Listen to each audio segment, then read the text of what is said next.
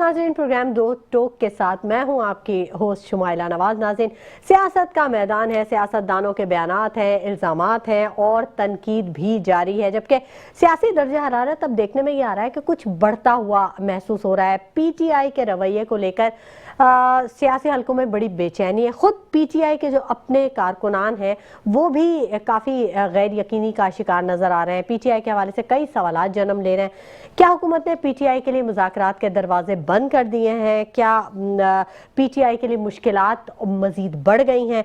दूसरी जानिब पीटीआई की क़यादत की जानिब से जो जारहाना बयानात का सिलसिला है वो अपनी जगह है, और अब आगे क्या है इस पर ज़रूर बात करेंगे। पेशावर जलसे में पीटीआई बयानिया, क्या पार्टी पर पाबंदी लग सकती है?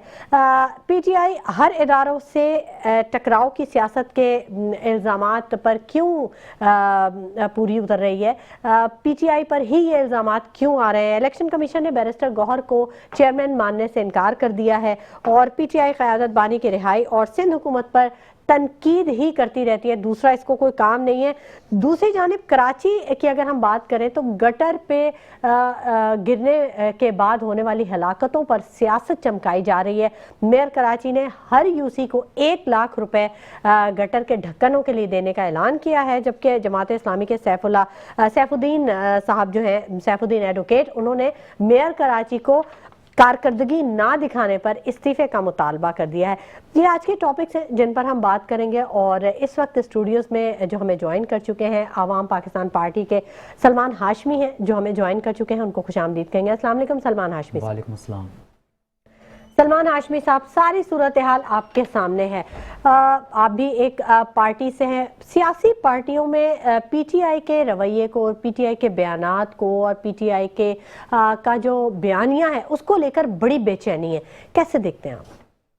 देखें जी, बिस्मिल्लाह रहमान रहीम, आपने जो बात करी है अभी पीटीआई के हवाले से, तो सियासत का जहाँ तक मैंने देखा है ना सवाल, तो सियासत तो कोई ख़त्म नहीं कर सकता, वो तो आइन में भी है। आइन में भी ये साफ अल्फाज में लिखा हुआ है, सियासत को ख़त्म करा ही नहीं जा सकता। ठीक है, पहली चीज़। दूसरी चीज़ ये है कि देखें पीटीआई का रवैया, और उससे पहले जिस आपने अभी 2 दिन पहले जो प्रेस कॉन्फ्रेंस हुई उसमें भी देखा, तो आप उनकी वीडियोस और पीटीआई की जो रवैये की वीडियोस है जो कि उसमें क्या कहते हैं प्रेस कॉन्फ्रेंस में उन्होंने कहा है जलसे में, तो उनके अल्फाज आप मैच कर लें, खुद आपको अंदाज़ा हो जाएगा कौन गलत है कौन सही है। ठीक है, तो मैं ये समझता हूँ कि पीटीआई के जो चेयरमैन है गौहर खटक, ठीक है, अब इलेक्शन कमीशन ने भी उनको इनकार कर दिया है, तो उस टाइम क्या इलेक्शन कमीशन सो रहा था? आज वो जागा है। अच्छा, उनको जो कह रहे हैं कि हम चेयरमैन मानते ही नहीं हैं, तो उस टाइम कहाँ था वो इलेक्शन कमीशन? जब उन्होंने आज से 2 साल पहले इलेक्शन करवाए, उसमें वो कहाँ था? उन्होंने नामजद करता ना, सारी चीजें उन्होंने वहीं से करी थी ना, इलेक्शन कमीशन के पास से पास हुई थी।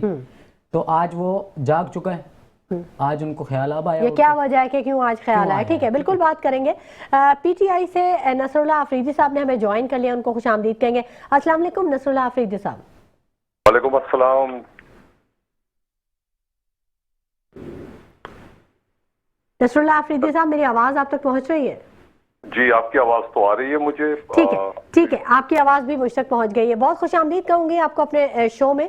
पीटीआई के रवैये के हवाले से काफी सवालात खड़े हो गए, खासतौर पे पीटीआई के जो अपने कारकुनान है, जो आवाम है, जो आपको सपोर्ट करती है, वो खुद बड़ी गैर यकीनी का, तजब्जुब का शिकार जिसे कहें कि क्यों आपकी क़यादत उनको मुतमईन नहीं कर पा रही अपने कारकुनान को, जरूर बताइएगा। बिस्मिल्लाहिर्रहमानिर्रहीम, इय्याका नअबुदु व इय्याका नस्तईन। देखें जी, आपने बहुत अच्छा और अहम सवाल किया है। बात यह है कि हमारी क़यादत उनको मुतमईन नहीं कर पा रही, ये जो आपने बात की वो असल में इस तरह नहीं है। हमारी क़यादत जो है उनको पुरअमन रहने की अपील कर रही है, और वो चाहती है कि पाकिस्तान के अंदर अमन रहे और जो भी सारी सूरत हाल है वो पुरअमन तरीके से हल हो जाए। एक पार्टी के मैंडेट को तस्लीम कर लिया जाए जिसको पाकिस्तान की 80% से ज्यादा आवाम ने मैंडेट दिया है, उस पार्टी का मैंडेट तस्लीम किया जाए। उस मैंडेट को तस्लीम नहीं किया जा रहा और इस वक्त मुल्क में जो कुछ हो रहा है वो आपके सामने है। जैसे कि अभी मैंने आखिरी बात हमारे भाई जो बात कर रहे थे उनकी सुनी कि बैरिस्टर गौहर को जो है वो यानी चेयरमैन उनको मानने से इनकार कर दिया गया, तो पहले क्यों माना गया था भाई? इसका मतलब ये है कि इस वक्त जो है वो सारा का सारा जो है वो सिस्टम सिर्फ एक शख्स या एक इदारे के हाथ में है, जो कि इस वक्त सिर्फ पीटीआई की दुश्मनी में लगा हुआ है। तो अवाम ये चाहती है कि हम जो है वो एहतजाज करें, सड़कों पे आए, लेकिन हमारी जो क़यादत है वो सेंसिबली उनको रोक रही है असल में, और वो उनको रोक कर ये बावर कराने की कोशिश कर रही है और कोशिश कर रही है दोनों तरफ कि किसी भी तरीके से, सही तरीके से और पुरअमन तरीके से ये तमाम मामलात जो हैं ये हल हो जाएं। अच्छा, क्यों पीटीआई की क्यों मुखालफत है इतनी? आप जो ये बात कह रहे हैं तो इसकी कोई ना कोई वजह होगी, उस वजह पर जरा रोशनी डालिएगा।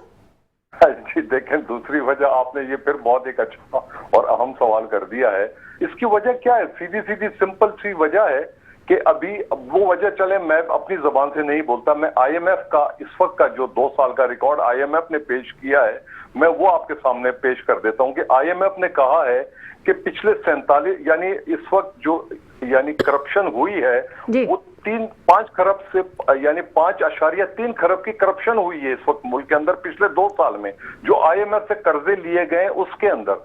तो ये बताइए कि इस वक्त पाकिस्तान के अंदर जितने भी बड़े बड़े स्कैंडल बने थे करप्शन के, फाइनेंशियल करप्शन के जो स्कैंडल बने थे, जैसे कि पनामा के थे, जैसे कि आप दुबई लीक्स थी, जैसे कि स्विस बैंकों में जो दौलत पड़ी हुई थी जिसके बारे में कहा जाता था कि अगर स्विस बैंक की सिर्फ दौलत ही वापस आ जाए तो पाकिस्तान के तमाम मसाइल हल हो जाएंगे। तो ये तो इमरान खान ने जो नारा लगाया है, जिस चीज पर इमरान खान पहले दिन से खड़े हुए हैं, वो ये कहते हैं कि मैं इस मुल्क को लूटने वालों को नहीं छोड़ूंगा। तो इमरान खान इस वक्त अकेला खड़ा हुआ है और तमाम के तमाम जो लूटने वाले हैं वो दूसरी तरफ खड़े हुए हैं। बस ये है सारी वजह। अच्छा, तो अब क्या सूरत हाल क्या बनती देख रहे हैं आप? पीटीआई का क्या मुस्तकबिल है? हुकूमत ने क्या मुज़ाकरात के दरवाजे बंद कर दिए हैं पीटीआई पे? देखें जी, बात यह है कि पीटीआई का जो मुस्तकबिल है वो पाकिस्तान के साथ नथी है। इन लोगों का कोई मुस्तकबिल नहीं है, क्योंकि ये मुल्क जो है ला इलाहा इल्लल्लाह के नारे के ऊपर बनाया गया था और ये मुल्क जो है वो एक कौम बनाने के लिए बनाया गया था। इन्होंने आज तक इसको कौम नहीं बनने दिया, इसको हमेशा डिवाइडेड रखा ताकि ये अपनी करप्शन जारी रखे। पहले दिन से ही तकरीबन कायद-ए-आज़म की दुनिया से पर्दा कर देने के बाद जो है ये सब चीजें शुरू हो चुकी थी। फातिमा जिन्ना के साथ क्या किया और वो सारी लंबी कहानियां छोड़ें। तो कहने का मतलब ये है कि जब तक पाकिस्तान इंशाअल्लाह ताला ता क़यामत कायम रहेगा और कायम है तो उस वक्त तक पीटीआई रहेगी इंशाअल्लाह। पीटीआई जो कुछ पाकिस्तान को देगी वो पीटीआई यानी इमरान खान रहे ना रहे, हम रहे या ना रहे, लेकिन जो सिस्टम इंशाअल्लाह इमरान खान पाकिस्तान को देकर जाएगा वो ता क़यामत रहेगा इंशाअल्लाह। अच्छा, ऐसा मजबूत सिस्टम होगा। ठीक है, नसरुल्लाह अफरीदी साहब आप हमारे साथ ही रहिएगा। हमें ज्वाइन कर चुके हैं सीनियर जर्नलिस्ट लाला असद पठान साहब, उनसे बात कर लेते हैं। अस्सलाम वालेकुम लाला असद पठान साहब। जी वालेकुम, बहुत शुक्रिया लाला असद कि आपने अपने कीमती वक्त में से हमारे शो के लिए वक्त निकाला। सीनियर जर्नलिस्ट हैं आप, बहुत गहरी नजर रखते हैं पूरे सियासी माहौल पे। कैसे देखते हैं आप पीटीआई की पोजीशन को इस वक्त हालिया दौर में, हालिया वक्तों में जो पीटीआई की पोजीशन है वो कितनी मुस्तहकम है और क्या हुकूमत मुज़ाकरात के लिए कहीं कोई ऑप्शन रखती है पीटीआई के साथ? देखिए, सबसे पहले मैं शुरुआत करूंगा हुकूमत से, क्योंकि पीटीआई तो इस वक्त अपोजिशन में है।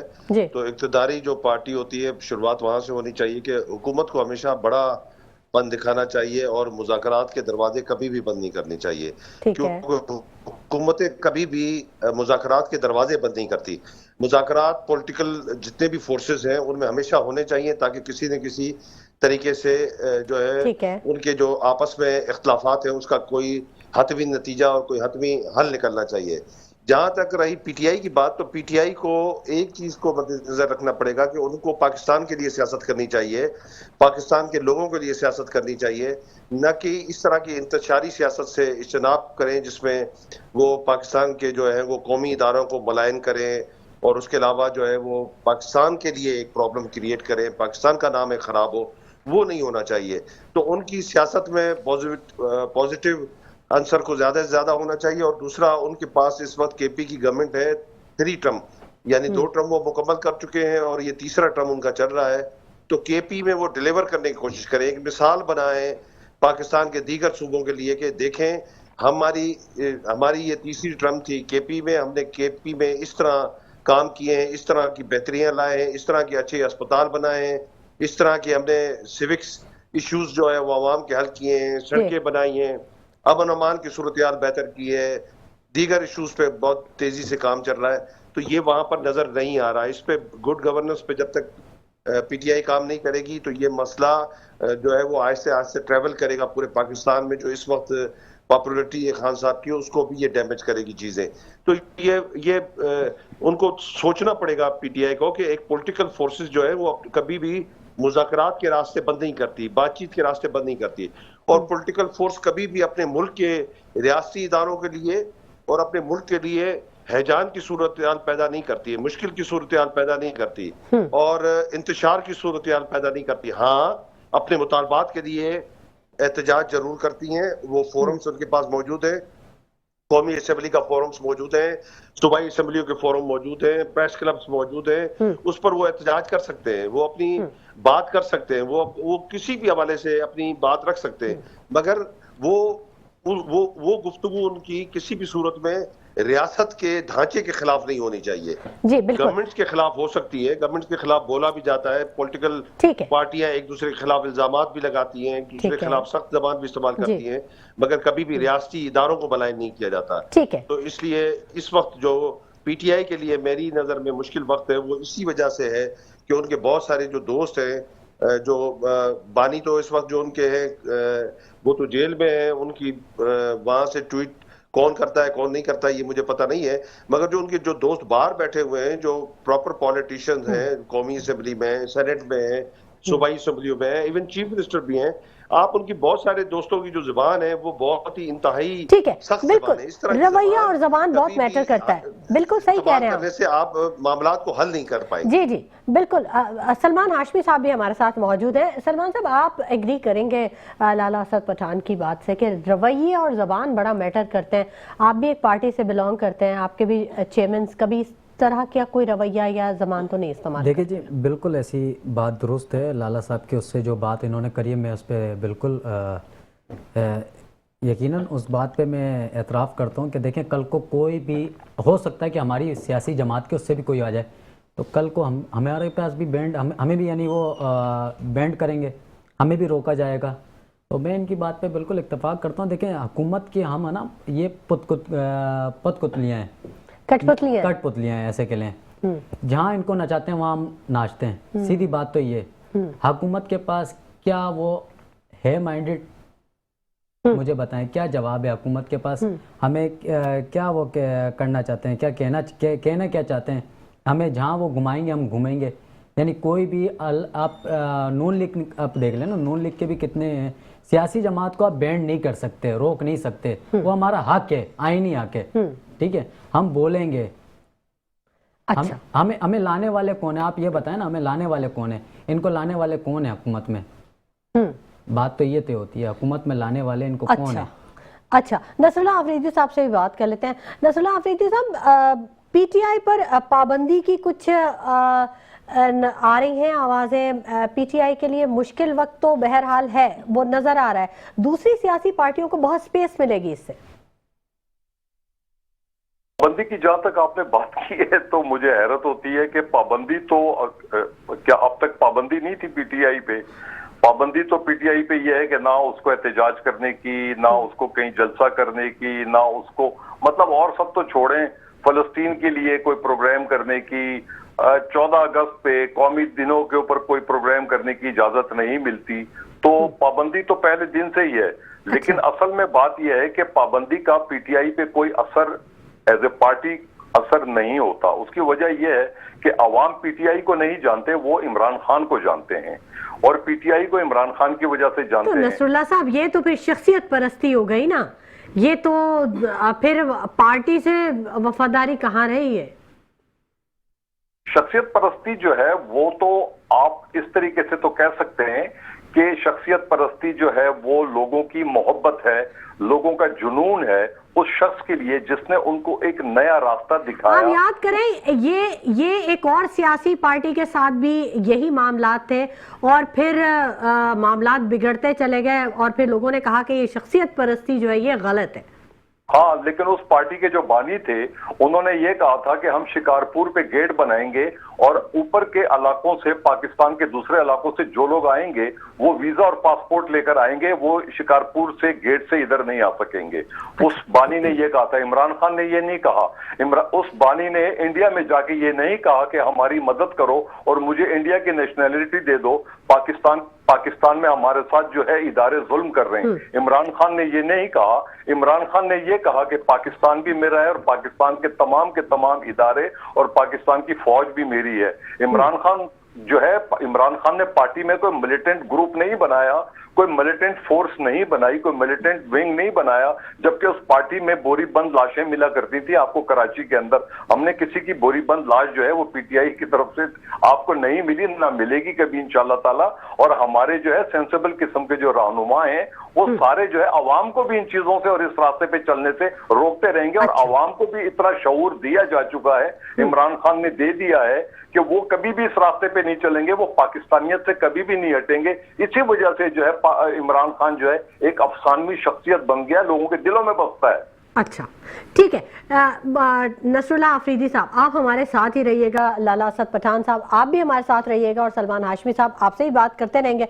गुफ्तगू का सिलसिला जारी रहेगा नाज़रीन, लेकिन वक्त हो गया एक छोटे से ब्रेक का। हमारे साथ रहिएगा। वेलकम बैक नाज़रीन। गुफ्तगू के सिलसिले को हम आगे बढ़ाएंगे और बात मैं करना चाहूँगी लाला असद पठान से। लाला असद, ये बताइएगा कि पीटीआई की क़यादत जो है उसके बारे में ये कहा जाता है कि हर वक्त उनकी एक ही बात रहती है कि वो बानी की रिहाई का मामला है या फिर सिंध हुकूमत पे वो तनकीद का मामला है। तीसरी कोई उनके पास लॉजिक नहीं, कोई बयानिया नहीं है, कोई बात नहीं है। तो आप समझते हैं कि पीटीआई को अब इस रवैये को बदलने की ज़रूरत है? जी बिल्कुल, ये तो उनका हक है, जमहूरी हक है कि वो अपने जो रहबर हैं, रहनुमा हैं या पार्टी के सरबराह हैं, उनकी आज़ादी की बात करें। मगर वो आज़ादी की बात आइन और कानून के दायरे के अंदर होनी चाहिए, वो इंतशार की सूरत में नहीं होनी चाहिए। अगरचे वो इस बात को केपी से चीफ मिनिस्टर की क़यादत में एक बहुत बड़ा जत्था है और वो हमलावर हो वफाक पर, तो इस सूरत में काबिल कबूल नहीं है। वो अगरचे हमलावर हो मुख्तलिफ किस्म के रियासती इदारों पर, अदलिया पर या दीगर इदारों पर वो अपने जलसे जुलूस करें, वहां पर अपनी बात रखें, आवाम तक वो बात पहुंचाए। करना है ना, 5 साल के बाद जब आप इलेक्शन में जाते हैं तो पब्लिक ही वोट करती है। ठीक है। अब आप प्रोग्राम में जो पीटीआई के साहब फरमा रहे थे कि पीटीआई आज पब्लिक में बहुत ज्यादा प्रिवेल कर गई है, तो उसकी वजह भी क्या थी? उसकी वजह यह है कि जब आप आवाम पर फैसला, आवाम तय करेगी ना कि कौन सी पार्टी सही है, कौन सी पार्टी गलत है, तो इस मुल्क में आप ये इख्तियार दें पब्लिक को कि पब्लिक फैसला करे। आप अपनी बात यहाँ पर जरूर रखें। इसके अलावा भी खान साहब के अलावा भी यहाँ पर जितनी भी सियासी पार्टियां हैं, जिस तरह पीपल्स पार्टी के जरदारी साहब ने 11 साल जेल काटी है, मगर वो कभी भी रियासती इदारों पर हमलावर नहीं हुए थे।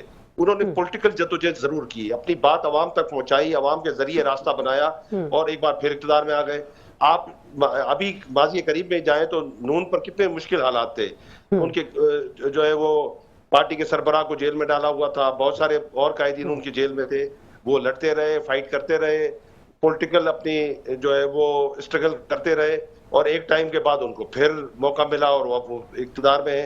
इस तरह पीटीआई को भी अपनी पॉलिटिकल फोर्स को जमा करके उसको पॉलिटिकल अंदाज में आगे बढ़ाना पड़ेगा। इस मुल्क में अवाम तक वो ये बात पहुंचानी पड़ेगी कि उनके साथ किस तरह की ज्यादती हो रही है, जिसको वो अपने तय एक ज्यादती समझते हैं, जिसमें उनके बानी की गिरफ्तारी भी है और बाकी दीगर मामलात का भी वो डिस्कस करते हैं। मगर ये पब्लिक पर छोड़े, पब्लिक ये तय करेगी और मुल्क की अदालतें ये तय करेंगी कि आया इस पार्टी के साथ या इन पार्टी के रहनुमाओं के साथ क्या यहाँ पर जुल्म सितम हुआ है या किस तरह की कोई बदमाशी हो रही है गवर्नमेंट की तरफ से। तो ये सब चीजें इस तरह पॉलिटिकल अंदाज में ये लेकर आगे बढ़ेंगे तो वो बेहतर होगा। और अगर चाहिए जत्थे की सूरत में निकलेंगे और तोड़फोड़ की सियासत करेंगे और वफाक पे हमलावर होंगे और रियासती इदारों पर हमलावर होंगे तो फिर ये मामला बहुत ज्यादा आगे बढ़ जाएगा और ये फिर न खत्म होने वाली एक जंग की तरफ चला जाएगा। तो इसलिए पीटीआई को इज्तनाब करना चाहिए, क्योंकि पीटीआई मुल्क की एक बड़ी पॉलिटिकल फोर्स है और मजमूई तौर पर उसमें पढ़े लिखे और नौजवान लोगों की बहुत बड़ी तादाद है। तो इसलिए उन नौजवानों के उस पूरे एक्टिविज्म को पॉजिटिव वे में इस्तेमाल करने के बजाय उनको नेगेटिव वे में रियासत के खिलाफ न ले जाना चाहिए। मेरा हमेशा पीटीआई के दोस्तों के साथ यही इसी मसले पर जो है वो इख्तिलाफ रहता है कि आप इन तमाम नौजवानों का जो फोर्स है, इस पूरी ताकत को आप पाकिस्तान के लिए इस्तेमाल करें, न कि उसको आप पाकिस्तान के खिलाफ इस्तेमाल करें। तो इसमें जो बहुत सारे पीटीआई के जो कायदीन हैं, रहनुमा हैं, वो बहुत अच्छे लोग हैं, बड़े सीजन जर्नलिस्ट हैं, पुराने पॉलिटिशियन हैं, वो चीजों को समझते हैं, वो चीजों को अच्छी तरीके से लेके चलते हैं। मगर कुछ लोग इस तरह के हैं जो यहाँ पर जज्बात के जरिए और गुस्से के जरिए और एक एंटी स्टेट अपने नैरेटिव के जरिए कोई अचीवमेंट हासिल करना चाहते हैं। पाकिस्तान की 70 साल तारीख में आज तक कोई भी एंटी पाकिस्तान या एंटी स्टेट नैरेटिव लेकर कोई भी यहाँ पर सरवाइव नहीं कर सका। ठीक है, नसरुल्लाह अफरीदी साहब से पूछ लेते हैं ना, वो भी तो हमारे साथ ऑनलाइन मौजूद है। नसरुल्लाह अफरीदी साहब, आपने पूरी गुफ्तगू सुनी, आप जवाब देना चाहेंगे? जी, बात यह है कि उन्होंने बहुत सारी बातें की, कुछ बातें उन्होंने बहुत अच्छी की और कुछ बातें बिल्कुल रियलिटी बेस्ड थी। कुछ बातों पे मुझे उनसे इसलिए इख्तिलाफ है कि जत्थे की सूरत की, जैसे उन्होंने बात की कि जत्थे लेकर आप आ जाएंगे, तो अभी आप जो इस वक्त प्रेजेंट सिनेरियो है इसमें ये देखिए कि सीएम केपी जो है वो अदालती अहकामात होने के बावजूद 9 दफा अडियाला जेल के बाहर आकर फुटपाथ पे बैठ के और इंतजार कर करके वो वापस चला गया। 9 दफा। अब एक दफा का मैं जिक्र नहीं करूंगा, 9 दफा। अब एक शख्स जब एक सीएम केपी के जो 5 करोड़ आवाम का नुमाइंदा है और वहां पे 90% से ज्यादा लोग उसको वोट देकर लाए हैं और फिर जब वो सीएम बना है तो वो यानी 90 वोट लेकर और उसके अगेंस्ट में 0 वोट था। किसी को जो दूसरे उसके खड़े थे सामने उनको वोट नहीं दिया गया, यानी वो अनअपोज आया वहां पर सीएम केपी के और आप उसको मिलने नहीं दे रहे। कौन लोग हैं ये? जब प्राइम मिनिस्टर को उसने दरखास्त दी तो प्राइम मिनिस्टर ने ये कहा कि मैं पूछ के बताऊंगा। किससे पूछ के बताएगा हमारा प्राइम मिनिस्टर? तो भाई हमारे मुल्क में क्या जमहूरियत है? मैं पठान साहब की बात कर रहा हूं, ठीक है ना, उन्होंने बातें बहुत अच्छी की, लेकिन आपके मुल्क में जमहूरियत है ही नहीं। आपके मुल्क में तो फॉर्म 47 के लोग बैठे हुए हैं। आपका सीएम जो है वो ये कह रहा है कि मैं जो है पूछ कर बताऊंगा कि जेल में वो आपका सीएम जेल में किसी की मुलाकात नहीं करवा सक रहा, तो वो कौमी इश्यूज पे क्या बात करेगा? उसके साथ क्या बैठ के मुज़ाकरात किए जाएं? नंबर 1। नंबर 2 ये है कि अब आप बताइए, मैं आपसे ये पूछता हूं और मैं पठान साहब से भी ये पूछता हूं कि सीएम केपी के को और उसकी और अपना इमरान खान की बहनों को अदालती अहकामात के बावजूद और उनके अपने पॉलिटिकल एडवाइजर्स के साथ और उनके अपने वकीलों से नहीं मिलने दिए जा रहा इमरान खान को, तो जब नहीं मिलने दिया जा रहा तो फिर वो क्या करें? आप बता दीजिए। अच्छा, ठीक है।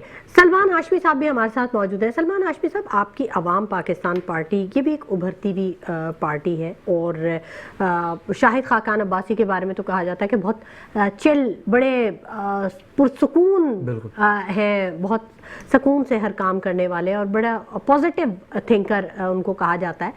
तो कैसे देखते हैं आपकी पार्टी का एजेंडा? जाहिर है पाकिस्तान के हक में ही होगा। वो इस तमाम सियासत को किस एंगल से देखते हैं? आगे के लिए क्या लाहे अमल है आप लोगों का?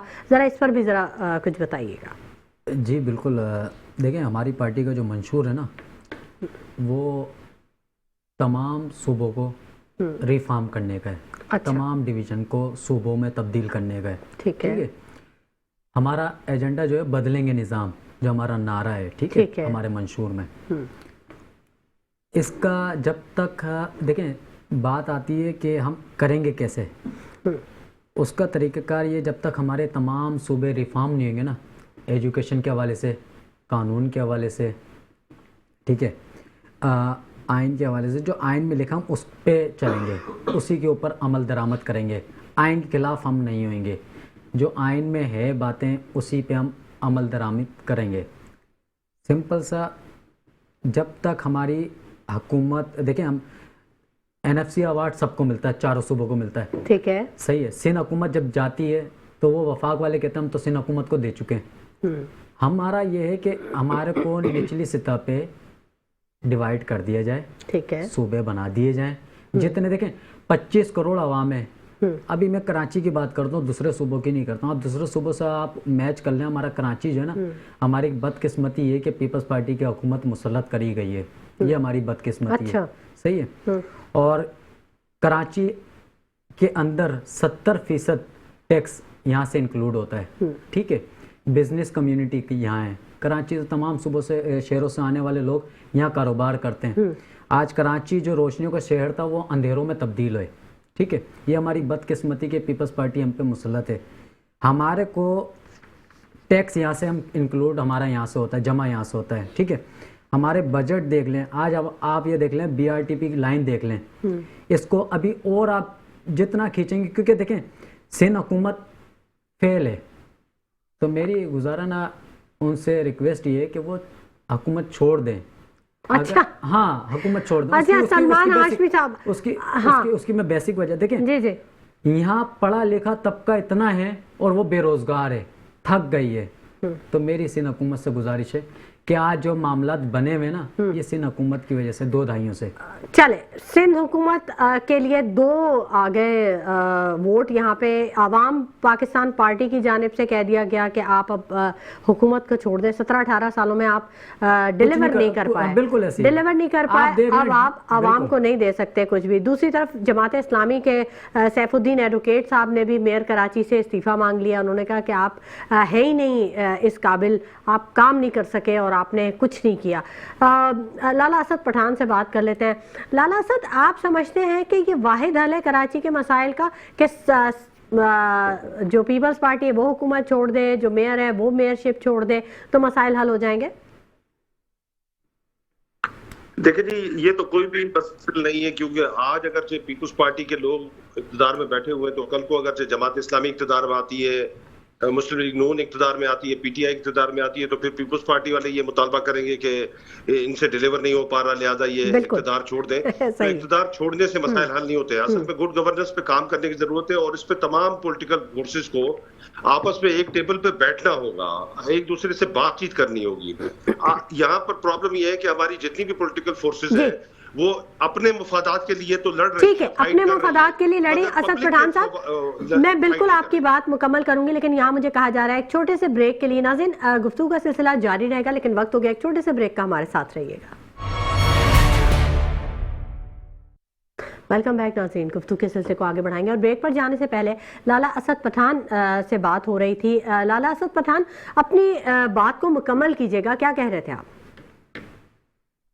मैंने कहा कि इस तरह ब्लेम गेम पे जो है वो अगर से जाएंगे तो फिर ये पॉलिटिकल फोर्सेस में से कोई भी इक़्तिदार में रहेंगे तो हमेशा ब्लेम गेम ही चलता रहेगा और पब्लिक का फायदा नहीं होगा। इसलिए तमाम पॉलिटिकल फोर्सेस, ना सिर्फ सिंध में जो काम कर रही हैं वो पॉलिटिकल फोर्सेस, और जो पाकिस्तान की सतह पे काम कर रही है, इन सबको आपस में बैठना पड़ेगा, एक दूसरे के साथ बात करनी पड़ेगी। और इस मुल्क में एक नए इमरानी मुआहदे की भी जरूरत है कि आखिर आपस में बैठकर क्यों नहीं तय करते कि इस मुल्क का नज़्म ज़ब्त किस तरह चलना चाहिए। अता तारड़ तो कहते हैं कि मुज़ाकरात अब हो ही नहीं सकते। इस मुल्क में मीडिया को कितनी आज़ादी होनी चाहिए, इस मुल्क में आखिर क्यों सेहत की सहूलियात लोगों तक, आम लोगों तक नहीं पहुंच पाती, अच्छी एजुकेशन की सहूलियात लोगों तक नहीं पहुंच पाती, सड़कें ठीक नहीं है, बाकी मामला ठीक नहीं है, इसकी वजह क्या है? और जब भी आप अभी IMF का उठा के देख दें कि जो IMF ने रिपोर्ट जारी की है उसमें 5000 अरब रुपए की करप्शन, अच्छा उससे पिछली हुकूमत में चले जाएं, खान साहब वाली हुकूमत में, उसमें बहुत सारे स्कैंडल्स, उससे पीछे चले जाएं तो स्कैंडल्स पे स्कैंडल्स, आखिर ये सारा पैसा अवाम में, अवाम के फलाह व बहबूद के लिए खर्च क्यों नहीं होता? ये जो भी हुक्मरान आता है जब वो इक़्तिदार से चला जाता है तो उसके बाद वो रोना शुरू करता है कि मुझे काम करने नहीं दिया जाता था, तो उस वक्त वो क्यों नहीं, जब वो पावर में था तो उस वक्त क्यों नहीं वो उसने आवाज उठाई, उस वक्त क्यों नहीं उसने अवाम से रुजू किया? आप ही के प्रोग्राम में जो हमारे दोस्त हैं PTI से ताल्लुक रखने वाले, उन्होंने एक क्वेश्चन आपके जरिए मुझ तक पहुंचाने की कोशिश की कि जब अदलिया की तरफ से इजाजतनामा हो और फिर भी बानी PTI से मिलने की इजाजत ना हो तो फिर उस पर क्या करना चाहिए। बिल्कुल गलत है, 100% गलत है कि जब अदालतें इजाजत दें और फिर इजाजत उसको इमरान खान से मिलने की इजाजत हुकूमत न दे, तो ये बिल्कुल गैर आईनी और गैर कानूनी अमल है।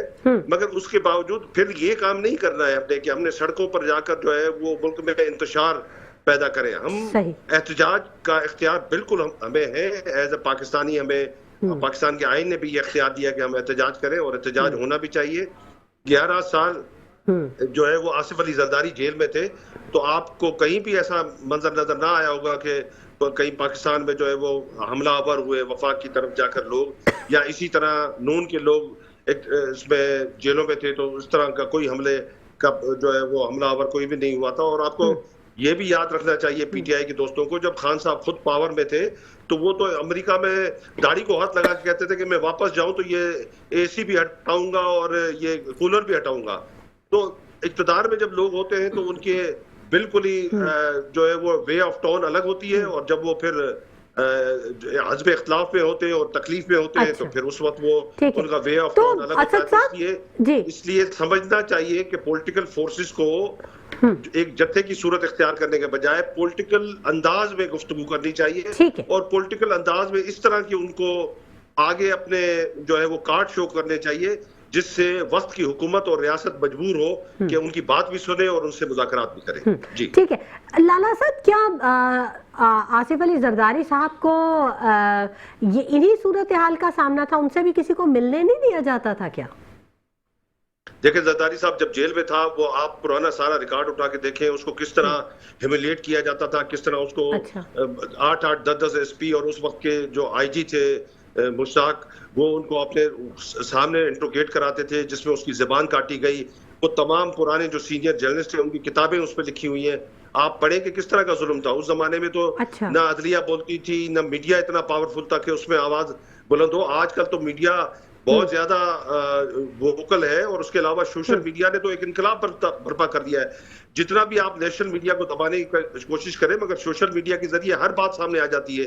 तो लोग, इस मुल्क के लोग खुद मुनसिफ है, वो तय करेंगे आने वाले 5 साल भी वो तय करेंगे इस मुल्क में क्या हो रहा है, कौन ताकतवर था, वो किस तरह किसके साथ जुल्म करता था, चाहे वो पहले ताकतवर था आज मजलूम है, चाहे जो आज मजलूम है वो आने वाले वक्त में फिर हुक्मरान। लाला असद, आपने एक बात की जी, आपने बात की सोशल मीडिया की, क्या कोई ऐसी खबर गर्दिश भी कर रही है कि सिंध हुकूमत की जानिब से कोई साइबर क्राइम कोई इदारा लॉन्च किया जा रहा है सिंध के साइबर क्राइम को कंट्रोल करने के लिए, जबकि विफाक के अंडर में आता है? देखिए इस तरह के कोई भी कवानीन जो भी बनेंगे भी, उनको पहले भी PFUJ ने बिल्कुल ही जो है वो नील एंड वाइट किया था और उसके इख्तिलाफ में खड़े हुए थे, हम आज भी खड़े होंगे। इस मुल्क के लोगों को बोलने का इख्तियार होना चाहिए। वायलेंस के अलावा किसी भी सूरत में लोगों को बोलने के इख्तियार से रोकने का मतलब यह है कि आप इस मुल्क को एक जेल में तब्दील कर रहे हैं, तो ये नहीं होना चाहिए। आप नेशनल मीडिया पे डिबेट करने दें, नेशनल मीडिया पे बोलने दें। अभी कुछ देर पहले जिस तरह हमारे PTI के दोस्त बात कर रहे थे, ये बहुत अच्छी बात है, उनको अपनी बात रखने दें। उनके जवाब में जो ऑल पॉलिटिकल फोर्सेस से ताल्लुक रखने वाले लोग हैं वो अपनी बात रखें, जर्नलिस्ट अपनी बात रखें, डिबेट होनी चाहिए, लोगों तक हकायक जाने चाहिए। बिल्कुल, लोग इस मुल्क के मुज़ाकरात होने चाहिए, मुनसिफ है, वो फैसला करेंगे कि आया इनमें से कौन गलत है और कौन सही है, और आने वाली हुकूमतों का भी वो फैसला करेंगे। और PTI वाले दोस्तों से मैं कहूंगा कि खुदा रहा एक बात को याद रखिएगा, इस मुल्क में कोई भी पॉलिटिकल पार्टी खत्म नहीं हुई, आने वाले वक्तों में वही लोग फिर इक़्तिदार में होते हैं। आप थोड़ा सा सब्र का दामन संभाले रखें, पॉजिटिव वे में आगे बढ़े, इस मुल्क की लिए पॉलिटिक्स करें, इस मुल्क के लोगों के लिए पॉलिटिक्स करें, इंशाल्लाह आपका भी वक्त जरूर आएगा। ठीक है लाला असद पठान, बहुत शुक्रिया आपका कि आपने अपने कीमती वक्त में से हमारे प्रोग्राम के लिए वक्त निकाला। नसरुल्लाह अफरीदी साहब, आपने भी गुफ्तगू सुनी, अब मशवरा भी आपने उनका सुना, वक्त अब कुछ कम रह गया, कुछ कहना चाहेंगे तो जरूर। कोशिश करूंगा जल्द से जल्द बोलने की। लाला असद पठान साहब ने फरमाया कि लोग तय करें, उनको करने दें 5 साल के लिए। यही मसला है इस मुल्क का कि अगर लोगों को तय करने देंगे, जिस पार्टी को जो मैंडेट मिले वो उस पार्टी को मान लिया जाए, तो फिर इस मुल्क के मसाइल हल हो जाएंगे।